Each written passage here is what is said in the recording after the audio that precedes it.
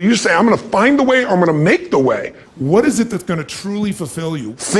Getting things is not going to make you happy. You want clients for life, not just customers. They want you to supply them more information. He never thought through an exit strategy and he got almost nothing for it. There's a resource that people believe is missing. But failure comes from all the little things. An activity without high levels of purpose is the drain of your fortune. So use your body and your voice. He's an American motivational speaker, personal finance instructor, and self-help author. He became well known from his infomercials and self-help books. In 2013, Forbes estimated his net worth to be $480 million. He's Tony Robbins, and here are his top 10 rules for success. Ultimately, if you're going to have lasting change in anything, you're really talking about just raising your standards. I always tell people, if you want to know how to change your life, I give it to you in 3 words, boring as it sounds: raise your standards. And what does that mean? Corny as it sounds. Raise your standards. Oh, thank you for the breakthrough thought, Tony. I'm glad I wasted my time watching this little email with you. But think about it. Lasting change is different than a goal. You don't always get your goals, but you always get your standards. Maybe it would help you is to think about it this way. I try to explain standards to people with a different set of words. Think of it as everybody in life gets their musts. They don't get their shoulds. Like, think about it. Most people have a list of shoulds, don't they? Don't you have a list of the shoulds, things you should do, you should follow through on? I should lose some weight, I should work out more, I should make more calls, I should respond more rapidly to my email, whatever, you know? I should get into the office earlier, I should be, more confident. Whatever your should list is, people love to have their should list be met, but it's kind of like New Year's resolutions. If it does, it's really exciting, but if it doesn't, which is most of the time, it's a little disappointing, but you kind of know it's not going to happen. But when you decide something is a must for you, an absolute must, when you cut off any possible, you say, I'm going to find the way or I'm going to make the way. Human beings, when they resolve things, when they make a real resolution inside themselves, which is they raise the standard and they make it a must, they find the way. Think about it in your own life. Haven't you had some area of your life where you raise your standard and your life has never been the same? Maybe at one time in your life you smoked cigarettes, or you did something and you did it for years and you kept trying to change it, and kept telling yourself, I should. And then one day something happened. Something just clicked you over. Something took you over that kind of tipping point. And inside yourself you said, no more. And it was a very, very different experience, wasn't it? Something inside of you shifted. And what was a should became a must, and you've never gone back. Is there an area like that in your life you can think of? Again, did you ever smoke cigarettes? Did you ever eat a certain way, drink a certain form of alcohol, and then finally say no more, and you just don't go back? And notice this, it doesn't really take any willpower anymore. Because somewhere when we make this click, when we make something a must, we attach ourselves to it. It becomes part of our identity. And one thing I've learned in the last, 33 years of working with people from now over 100 countries, 4 million people, is human beings absolutely follow through on who they believe they are. If you said to me, well, I'm really going to work hard to stop smoking, but I've been a smoker my whole life and I am a smoker. I know your days are numbered. You're going to be back smoking cigarettes again, because we all act consistent with who we believe we are. I tell people the strongest force in the whole human personality is this need to stay consistent with how we define ourselves. If you define yourself as somebody who is really conservative, you're not going to be crazy and act nuts unless you're really drunk or something, and then you can say it's the alcohol. When it's really just you finally getting permission to be yourself, the alcohol is your excuse. If you're a really crazy person, you act crazy, outrageous, playful. You don't act conservative because that's not who you are. Very often people say, well, I can't do that. I'm not that kind of person. And I always say to people, really, when did you define yourself? Really, how many years ago did you come up with what you could and couldn't do in your life? How many years ago? Most people, if they really look at how they're living their life today, it's based on a set of standards, a set of beliefs that they made choices about 10, 20, 30 or more years ago. Very often we made decisions in our youth or very young about what to believe, about what we were capable of, about who we are as a person, and that becomes the glass ceiling, if you will, that controls us. There's a corny metaphor, but it's true. I remember one time I was with my family at the circus, and there was a person there, and they had this big, giant elephant. And you look at this elephant, and they take this little rope, put it around the elephant's neck, and they drive this stake into the ground. And I mean, you look at this and you know that elephant could rip down the entire tent with almost no effort. And yet the elephant doesn't struggle, doesn't try. Why? Because the elephant's conditioned. And they take that elephant and condition the elephant when it's a baby elephant. That's how they train them. When it's a little baby elephant and it doesn't have the power yet, they put a big rope around it and they drive this huge stake in the ground, and the elephant fights and fights and fights. And one day, finally, that elephant decides, I'm not capable of pulling this out. And once that becomes the definition of an identity of anyone, an elephant in this case, they don't even try anymore. It's just who I am, that's how it is, that's just the way it is in my life. I'd like to ask you to take a look at any place you've got a limitation and ask yourself, when did I decide to accept that limitation? And you may not even see it as a limitation, you might see it as just that's who I am. But so often in our lives, we've adapted to be a certain way so that we don't fail or so that people will like us or respect us, but it's not necessarily who we are. Joy comes when you're spontaneous. It's really hard to be truly happy when you're not being yourself. And most of us have no clue who we are. And so a big part of my work, if you've ever been to an event, you know, is to get people to do things spontaneously without thinking, because that's when the real you shows up. That's when the energy comes alive. And when you do that, when you start to connect to your true nature, suddenly there's energy available for you to set a higher standard for what you want in your life. That's what this is really all about. And when I talk about standards, when I talk about, shoulds versus musts, think about your own life. I know there have been areas in your life where some point in time you just shifted and you raised the standard and your life changed. Because whatever people have their identity attached to, they live. We live who we believe we are. That's just how it works. It's just kind of like, I'll give you an example. Look at your physical body. Your physical body today is an absolute reflection of only one thing, not your goals, not your desires, but your standards. The identity you have for yourself. If your standard is you're an athlete, then there's a certain amount of strength, a muscle tone, and energy that's available in your body on a regular basis because that's who you are. And so you do whatever's necessary to maintain that identity. Again, the strongest force in the human personality is this need to stay consistent with how we define ourselves. Because if you don't know who you are, you wouldn't know how to act. Once you lock in on that identity, your brain finds a way to keep you there. If you say, man, I'm overweight, I've always been overweight, I'm big boned, and that's the story you've got, then you're going to always find a way to get back there. That's your settling point. That's your identity. That's where things lock in. If you see somebody who's in really great shape, you ask them, do you work out? You know the answer. Yes. How often? And they'll tell you 3 times, 4 times, 5 times a week, whatever. In a seminar, I'll ask people, who here works out at least 5 days a week? And I'm stand up.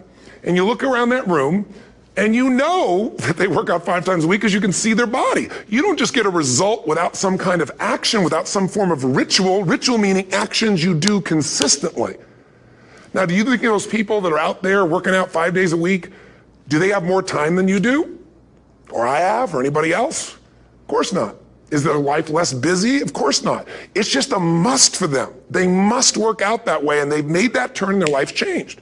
So I'm not saying you have to work out 5 days a week. I'm just saying whatever you really want, wants don't get met consistently. Standards do.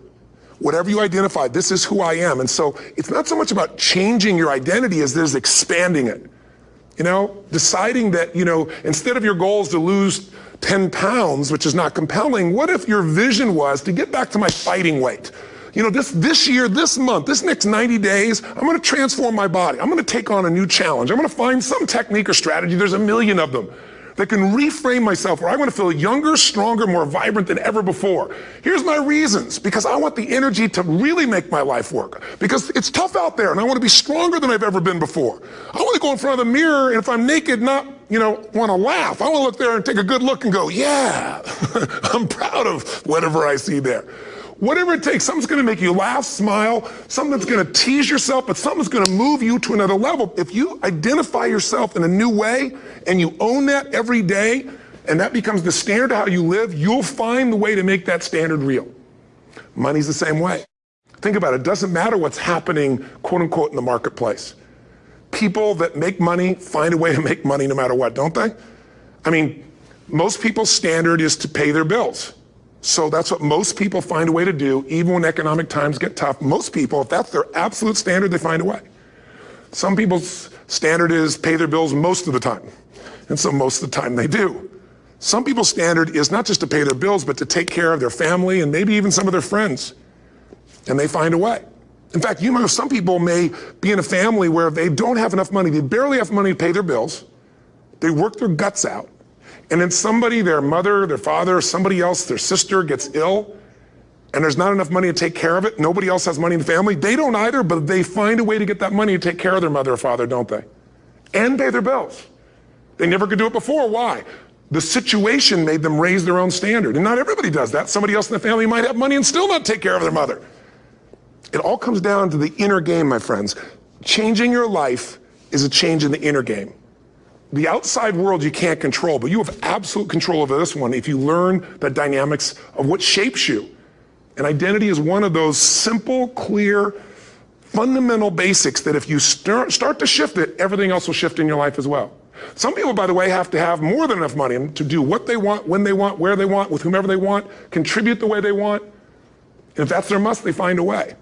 I know that sounds overly simplistic, but it's true. You know, somebody once said you could take all the money in the world out of the hands of everybody, out of all the wealthy people in the world who are really successful, give it to other people. It wouldn't take too long. Those people would have it back in their hands. It's not because they're manipulative. It's because they have a standard. Some are manipulative, don't get me wrong, but they got a standard of what they're going to find a way to make happen. I'm just simply saying to you, take those 3 magic words and live them. Raise your standard.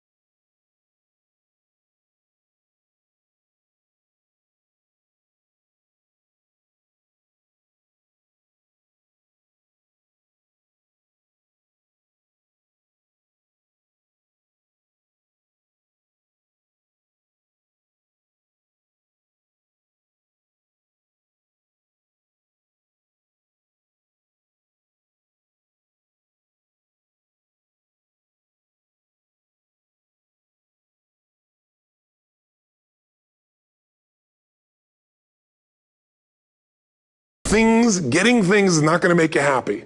That's good news in a tough economy. It's a good reminder. You know, it doesn't matter what you get. It doesn't matter whether it be money or opportunity. All those things might excite you for the moment. You know, even a relationship, as magnificent it may be, might be exciting for a while. But if you don't keep growing, that relationship isn't going to stay exciting. So the secret to real happiness is progress. Progress equals happiness. And if we can make progress on a regular basis, we feel alive. And that's why at the beginning of the year, we get this thing like, okay, I can have this fresh start. I could really do what my soul desires. I could expand. I could grow. I could improve. I could change.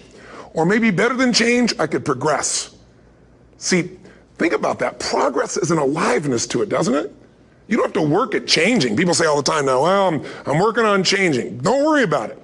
You don't have to work on changing. Change is automatic. Your body's going to change whether you want it or not as the years go by. And no matter how hard you work, there's going to be some changes going on there. The economy is going to change no matter what you want it to do. The weather is going to change. Relationships are going to change. Everything in life is always changing. We don't have to work on change. Change is automatic, but progress is not. So if you want to make real progress, then you really got to look at your life in a different way. You got to say, I got to take control of this process and not just hope it's going to work out like people do who make a resolution. Treat people at the end of the relationship like it's the beginning and there won't be an end. And that's not just your intimate relationship. What if your customers, what if you fell in love with your customers, with your clients, more than your product, more than your company? If your entire life was about meeting their needs, if you would do what for your customers and clients, you would do what? If you love your customers and clients, you do anything, guess what? They're going to love you. But most people love their customers and clients as long as they buy from them, do what they want, respond to them. And when they don't, they go, that's the end. You want clients for life, not just customers? Fall in love with them. It's a different focus, isn't it? It's a different meaning. And that creates a different life because you make decisions differently from that place. What does it take to create world-class marketing? What is the unique selling proposition? What is what we call value-added marketing, VAM? Today, most people are sick and tired of advertising because where is it? Everywhere. In fact, I got a question for you. How many of you in this room do not even see banner ads anymore? Literally, it's there, but you don't perceive it. Like your brain literally washes it out. Raise your hand if that's true. Keep your hands nice and high and look around the room right now, and you'll see 98% of the people wash it out. So don't buy them unless you're going to create something really unique. It's a total waste of your money and your time in the world we're in today. Today, what creates marketing is when you don't just market, but you add value to people. You do something, you teach them, you give them an insight, you give something valuable that costs them nothing, and then they look to you as an expert. They look to you as a person that adds value. They want you to supply them more information, more experience, more products, more services. If you've made this whole business about meeting your needs, you can run a successful business, but it'll be a job because you'll never be able to sell it. Because if it's just meeting your needs, it's not a system. It demands your attention, your connection. It's giving what you want. But ultimately, it's not going to give somebody else what they want, so you can't sell it. If you